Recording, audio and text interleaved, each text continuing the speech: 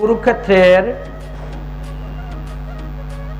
কার্য সম্পূর্ণ হওয়ার পর ভগবান শ্রীকৃষ্ণ দ্বারকায় চলে আসলেন। দ্বারকায় আসার পর এবার দেবকী বলছেন, হে পুত্র, আমি শুনেছি নারদের মুখে তুমি নাকি স্বয়ং ভগবান, তুমি কর্তুম অকর্তুম সব করতে পারো। তুমি তোমার গুরু দক্ষিণা দেওয়ার জন্য গুরুদেবের 12 বৎসর আগে মারা গিয়েছে সেই পুত্রকে এনে দান করেছ। অতএব আমি যখন কংসের কারাগারে ছিলাম, আমার 6টি পুত্রকে কংস আছাড় মেরে মেরে মেরেছে। আমি সেই 6 পুত্রকে চাই, তুমি আমার সেই 6 পুত্রকে এনে দাও। ভগবান শ্রীকৃষ্ণ বলেন, ঠিক আছে মা, আমি যাচ্ছি, নিয়ে আসতেছি। ভগবান শ্রীকৃষ্ণ রওনা হলেন। 6 পুত্রকে আনবেন। কোথায় থেকে আনবেন? তারা তো তাদের কর্ম অনুসারে এসে পৃথিবীতে জন্মগ্রহণ করেছে, আর তাদের কর্ম অনুসারে তারা পুনরায় মারাও গিয়েছে।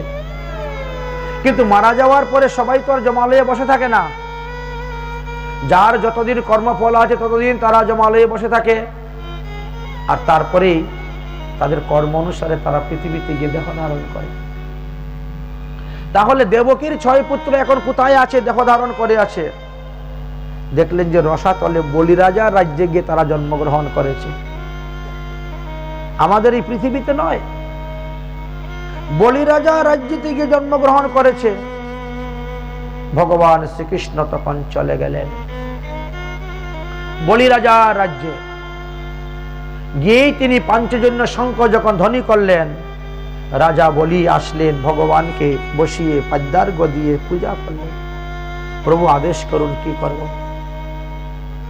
দেবকীর 6 পুত্র কংসের হাতে মারা গিয়ে তাদের কর্ম অনুসারে তারা এখন এসে তোমার এখানে জন্মগ্রহণ করেছে, তাদেরকে আমি নিতে এসেছি। ও আচ্ছা, তো কে? আমি তো জানি না। আপনি ভগবান, আপনি জানেন। কোন 6 জন দেখেন তো। ভগবান তখন দেখাচ্ছেন 6 জনকে।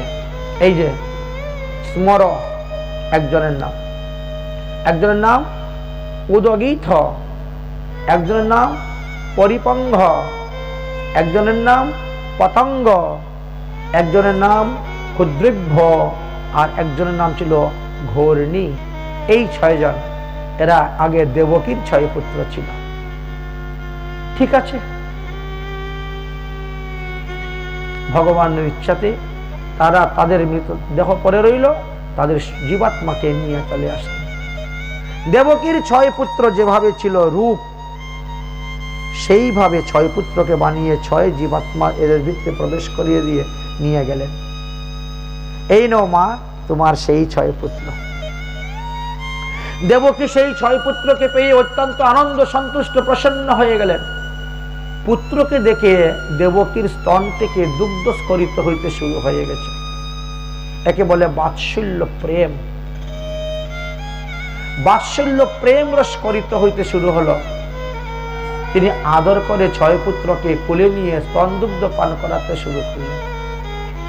ভগবান শ্রীকৃষ্ণ যে স্তন দুগ্ধ পান করেছেন সেটা তখন অদরামৃত হয়ে গেল ভগবানের।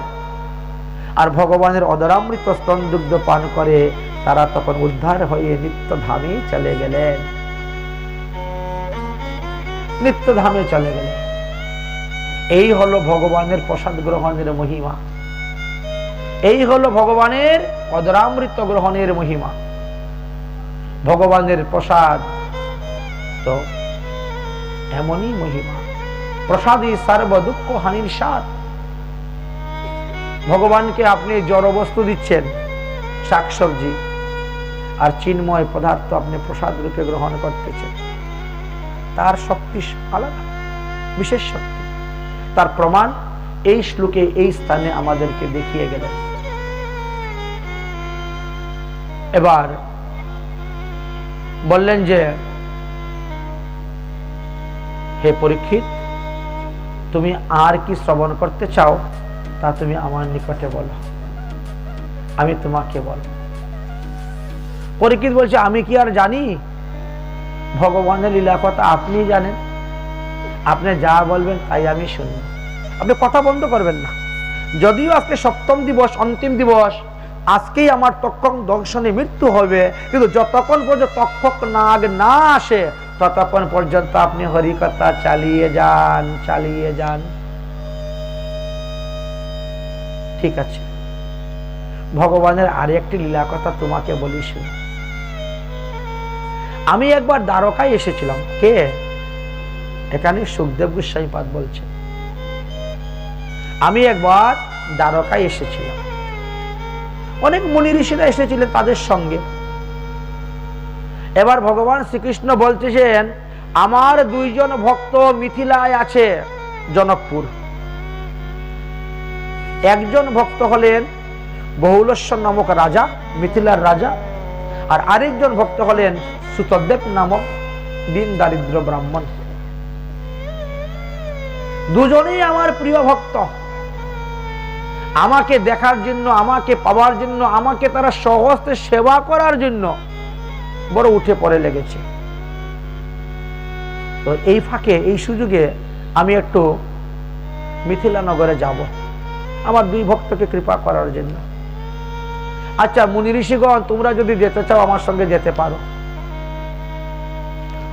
আর অন্য কাউকে নিয়ে যাব না, না ছেলে, না মেয়ে, না স্ত্রী, সাধুদেরকে নিয়ে যাব। কারণ ওরা তো সাধু, আর ওরা সাধু সেবা করার জন্য ব্যস্ত। তাতে কৃষ্ণ ভজে করে গুরুর সেবন। তাই কৃষ্ণ ভজন এবং কৃষ্ণের ভক্ত সাধুদের সেবা করে। অতএব মুনি ঋষিগণ বলুন তো কে কে যাবেন? সবাই হাত তুলছে, আমরা যাব আপনার সঙ্গে। তো চলো। ভগবান রথের মধ্যে বসলেন, মুনি ঋষিদেরকে রথে বসাইয়ে রওনা হয়ে গেলেন। মিথিলা নগরীতে গিয়ে এক উপবনে গিয়ে রথ দাঁড়ালেন। দাঁড় করিয়ে উদ্ধবকে পাঠাইলেন, যাও উদ্ধব, গিয়ে বলো আমি এসেছি, খবর দাও।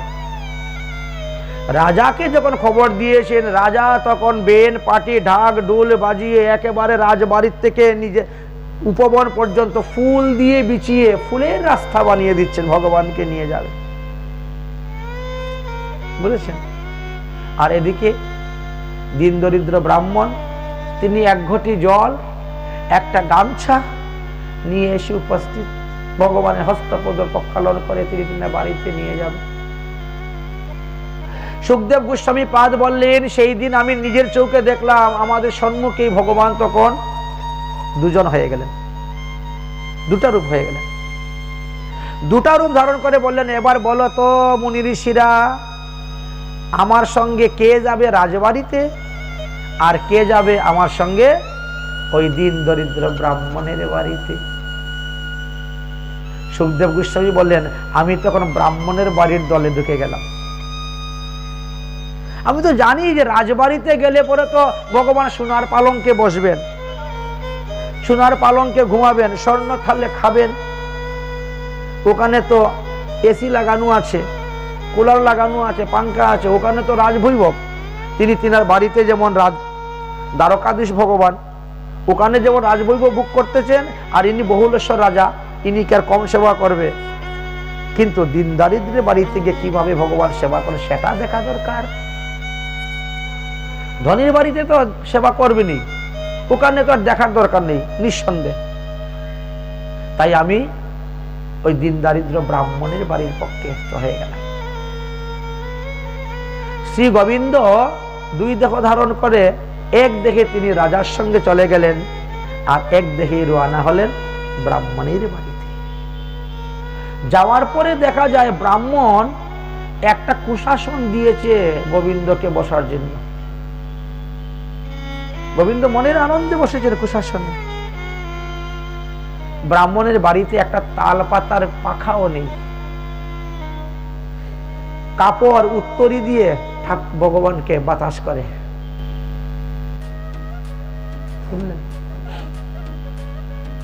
কলা পাতা এনে দিয়েছে, বসিয়ে সেবা দিয়েছে। ভূমিকে কাপড় দিয়ে বিছিয়ে পরিষ্কার করে একটা কুশের মাদুর বিছিয়ে দিয়েছে, তার উপরে একখানা কাপড় বিছিয়ে দিয়েছে। শ্রী গোবিন্দ সেখানেই শয়ন। বড় আনন্দ পাচ্ছেন, হাসি খুশি আনন্দ করে এক রাত্রি অবস্থান করলেন, পরদিন আবার বিদায় নিয়ে আসলেন। রাস্তায় আসার পরে আবার দুই কৃষ্ণ এক হয়ে গেলেন। আমি তখন রাজবাড়িতে যারা যারা গিয়েছেন মুনি ঋষি তাদেরকে জিজ্ঞেস করলাম, তারা আমাকে জিজ্ঞেস করলো ওখানে গিয়ে কি খাওয়া দাওয়া হলো, কেমন সুখ শান্তি পেলেন, কি আনন্দ হলো। কিন্তু উভয় স্থানীয় গোবিন্দ প্রসন্ন, উভয় স্থানীয় গোবিন্দ আনন্দিত। এমন ভক্ত, কারণ ভগবান দেখেন ভক্তের ভাব,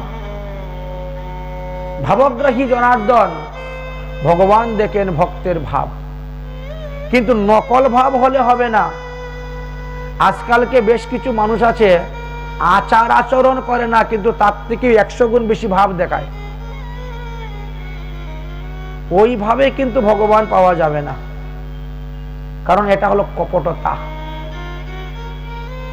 কপট ভজন যদি কেউ দেখায় তাহলে সে ভগবান পাবে না। তো এরা তো সাত্বিক ভাব দেখিয়েছে, আমি আচার করব না, আচরণ করব না, আর লোককে আমি এমন ভাব দেখাবো যে আমার থেকে বড় বৈষ্ণব মনে হয় এই জগতে আর কেউ নেই, আমার মতন মনে কেউ ভজন করে না।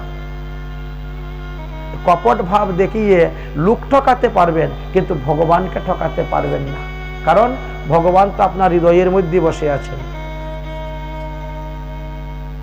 আপনি সত্যিকারের ভগবানকে ভালোবাসেন না লোক দেখানোর ভালোবাসা দেখাচ্ছেন? ভগবান সব জানেন। তাই সুখদেব গোস্বামী পাদ বললেন, এই দৃশ্যটা আমি নিজের চোখে দেখেছি, তাই তোমাকে বললাম। ভগবতী কতিশ্চিত্তম জান্তিনম তে ক্ষমধামম।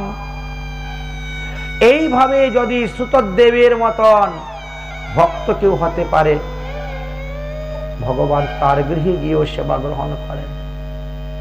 ভগবানের কাছে গরিব দুঃখী নেই, ধনী গরিব নেই, তিনার কাছে একমাত্র হলো ভক্তি। ভক্তি বিধির মূল কহিলেন বেদব্যাস, আর গৌরাঙ্গ মহাপ্রভু তাহা সাক্ষাৎ করিলেন প্রকাশ। ভাগবতে তো বেদব্যাস দেখি বলে গেছেন ভক্তি বিধির মূল, আর মহাপ্রভু সাক্ষাৎ তাহা আবানি নিজে আচরণ করে দেখিয়ে গেলেন, শিখিয়ে গেলেন। তো এইভাবে আমরা সুতদেব এবং মিথিলার রাজা বহুলেশ্বরের কথা শ্রবণ করি। এইখানে আমরা সুতদেব বহুলেশ্বরের কথা বিশ্রাম দিচ্ছি।